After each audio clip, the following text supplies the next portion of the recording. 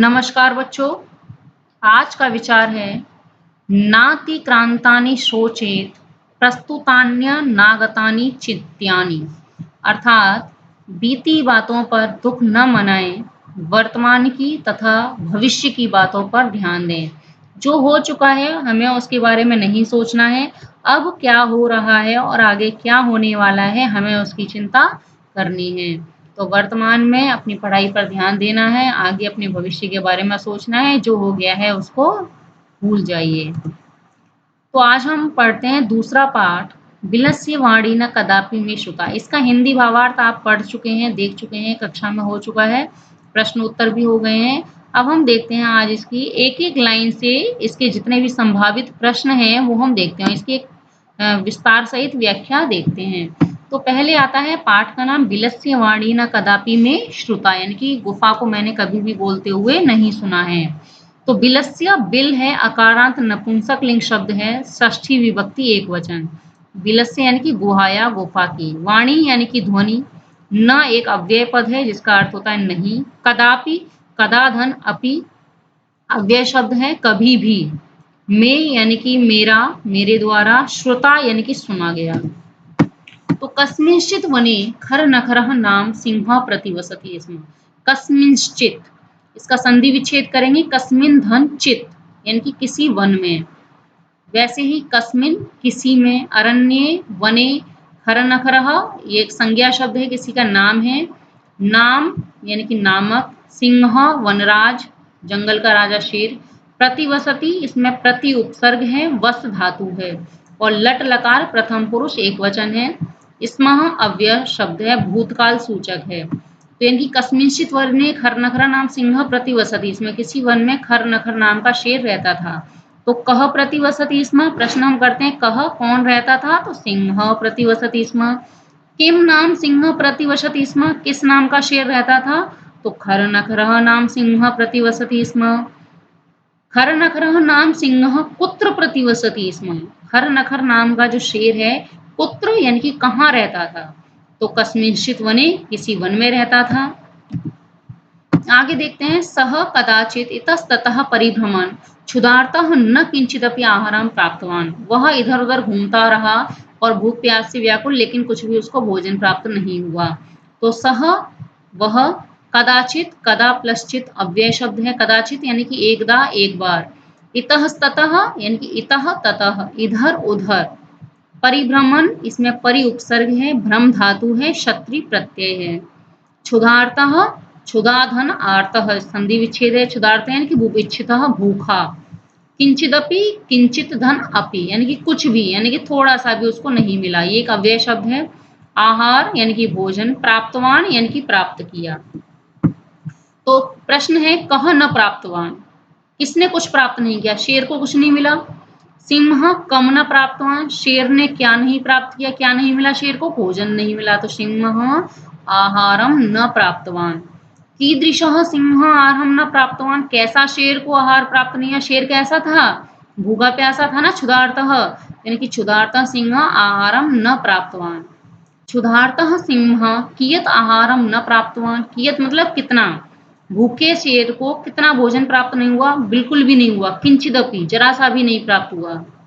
क्षुधार्तः सिंह किम कृत्वा किंचिदपि आहारम न प्राप्तवान, जो भूखा शेर था वो क्या करके कुछ भी भोजन न प्राप्त किया, भ्रमण करके इधर उधर घूम रहा था ना, परिभ्रमण घूमता हुआ, तो भ्रमणम कृत्वा।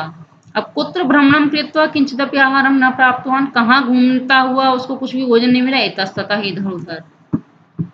ततः सूर्यास्त समय एकां महतीं गुहां दृष्ट्वा सह चिंतयत्, तब सूर्यास्त के समय एक महती बड़ी गुफा को देख करके उसने सोचा। सूर्यास्त समय, ये तत् शब्द पता ही है, एकाम एक, महतीम बड़ी, गुहाम गुफा, दृष्टवा इसमें दृश्य धातु है, तत्व प्रत्यय यानी कि देखकर, अचिंतयत चिंत धातु है, लंग लकार में है चिंतयत। तो कह चिंतयत किसने सोचा, सह चिंतयत खर नखरः, सह किम दृष्टवा चिंतयत क्या देख करके उसने सोचा, किम दृष्टवा, सह एकाम गुहाम दृष्टवा, एक गुफा को देखकर उसने सोचा। सह कीदृशी गुहाम दृष्टवा चिंतयत, कीदृशीम यानी कि कैसी गुफा को देख करके उसने सोचा, तो सह एकाम महतीम गुहाम एक बड़ी सी गुफा को देख करके सोचा। सह कदा चिंतयत उसने कब सोचा, तो जब सूर्यास्त के समय तो उसने गुफा को देखा तो तभी सोचा, तो सह सूर्यास्त समय अचिंत्यत। वाक्य सह इति पदम कस्मै प्रयुक्तम, जो सह शब्द है वो किसके लिए प्रयोग किया गया है? शेर के लिए। नूनम एतस्यां गुहायां रात्रौ कोऽपि जीवः आगच्छति अतः अत्रैव निगूढ़ भूत्वा तिष्ठामि। निश्चित ही इस गुफा में रात में कोई जीव आता है, इसलिए यहीं पर छिप करके बैठ जाता हूँ। तो नूनम अव्यय शब्द है, निश्चय ही। एतस्याम एतद का है, गुहायाम गुफा में, कंदरा में, रात्रौ रात्रि का शब्द है, कोऽपि कह धन अपि, आगच्छति ये क्रिया है, गम आ उपसर्ग है, गम धातु है, लट लकार प्रथम पुरुष एक वचन, निगूढ़ो भूत्वा इनकी निगूढ़ भूत्वा निलीय छुपकर, भूत्वा इनकी भू धातु कत्वा प्रत्यय है इसमें। तो कहा आगच्छति कौन आता है? जीव आगच्छति। कह जीव आगच्छति, कोऽपि जीव, कौन जीव आता था? कोई भी जीव। कदा कोऽपि जीव आगच्छति, कब कोई भी जीव आता है? तो रात्रौ, रात्रि में कोई जीव इसमें आता है। रात्रौ कोऽपि जीवः कुत्र आगच्छति, अब रात में कोई जीव कहाँ पर आता है? गुहायाम, यानी कि गुफा में आता है। कस्याम गुहायाम रात्रौ कोऽपि जीवः आगच्छति, किस गुफा में? वो रात में कोई जीव आता है, तो इस गुफा में। एतस्याम गुहायाम, एतस्याम। गुहाम दृष्ट्वा सिंह किम अचिंतयति, तो गुहा को देखकर शेर ने क्या सोचा? तो नूनम एतस्याम गुहायाम रात्रौ कोऽपि जीवः आगच्छति इति सिंह चिंत्यति, ये उसने सोचा कि निश्चित ही इस गुफा में कोई शेर, कोई जीव आता है। एतस्मिन् अंतरे गुहायाः स्वामी दधिपुच्छ नाम श्रृगाल समागच्छत्, तो इस थोड़े समय के बाद इस गुफा का स्वामी दधिपुक्ष नाम का एक सियार था, वो आ जाता है। तो एतस्मिन् यानी कि अस्मिन्, अभी, अंतरे अव्यय शब्द है, मध्य, इसी बीच में एक वहां का गुफा का जो स्वामी था दधिपुच्छ वो आता है। तो गुहाया गुफा, स्वामी यानी कि मालिक, अधिपति, दधिपुच्छ ये संज्ञा शब्द है, उसका नाम है। श्रृगाल यानी कि सियार। समागच्छत, सम और आ उपसर्ग है, इसमें गम धातु है। तो कह समागच्छत, कौन आता है? श्रृगाल समागच्छत, श्रृगाल आता है। श्रृगालस्य नाम किम आसीत्, उसका नाम क्या था? श्रृगाल का नाम सियार का दधिपुच्छः। दधिपुच्छः श्रृगालः कस्यः स्वामी आसीत्, दधिपुच्छ जो सियार था वो किसका स्वामी था? तो गुहायाः स्वामी, गुफा का स्वामी था। गुहायाः स्वामी दधिपुच्छः श्रृगालः कदा समागच्छत्, कब आता है वो? तो एतस्मिन् अंतरे यानी कि इसी बीच में।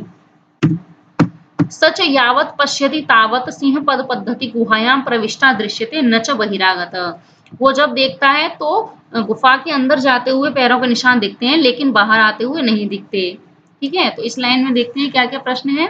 सह वह, यावत अव्यय शब्द है जहां तक, पश्यति दृश धातु है इसमें, लट लकार प्रथम पुरुष एक वचन, तावत अव्यय शब्द है वहां तक, सिंह पद पद्धति शेर के पैरों के निशान, गुहा गुफा, प्रविष्टा प्र उपसर्ग है इसमें, विष धातु है, कत प्रत्यय है, दृश्यते दृश धातु है, बहिरागतः इनकी बहि प्लस आगता, यहाँ संधि विच्छेद हुआ है, बहि प्लस आगता, आगता आ उपसर्ग है इसमें, गम धातु कत प्रत्यय।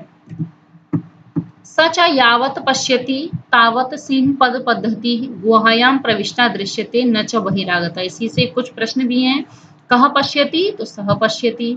सह इति पदम कस्मै प्रयुक्तम, वह जहां तक देखता है वहां तक पैरों के निशान, तो कौन देखता है? वह यहाँ पर कौन है? तो सियार है वहां, तो यानी कि सह इति पदम श्रृगालाय प्रयुक्तम। सह श्रृगालम कीदृशीं सिंह पद्धतिं पश्यति, कैसे पैरों के निशान दिखते हैं? प्रविष्टाम यानी कि गुफा के अंदर जाते हुए। सिंह पद पद्धति कथाम प्रविष्टा दृश्यते, शेर के पैरों के निशान कैसे प्रवेश करते हैं? तो शेर के पैरों के निशान यावत पश्यति जब तक देखता है, तहां जहां तक वो देखता है वहां तक उसको दिखाई देते हैं। सह श्रृगालः यावत पश्यति तावत सिंह पद पद्धति कुत्र प्रविष्टा दृश्यते, वह जहां तक देखता है वहां तक शेर के पैरों के निशान कहाँ दिखाई दे रहे हैं? उस गुफा में दिखाई दे रहे हैं। श्रृगालः चिन्तयत् अहो विनष्टो अस्मि नूनम अस्मिन् बिले सिंह अस्तीति तर्कयामि तत् किं करवाणि, श्रृगाल सोच रहा है कि मैं तो मारा गया, निश्चित ही इस बिल में शेर है, ऐसा मुझे लग रहा है, तो अब क्या करना चाहिए? अचिंत्यत चिंत धातु है यहाँ पर, विनष्टो अस्मि, विनष्टः प्लस अस्मि संधि विच्छेद है, इसका वि उपसर्ग है इसमें, नष्ट धातु है, कत प्रत्यय है। प्रत्यय जो होते हैं वो शब्द के अंत में लगता है। नूनम अव्यय पद है, तर्कयामी तर्क धातु है इसमें, कर्माणि क्री धातु है, लोट लकार। तो कह अचिंत्यत कौन सोचता है? श्रीगालः अचिंत्यत, श्यार ने सोचा।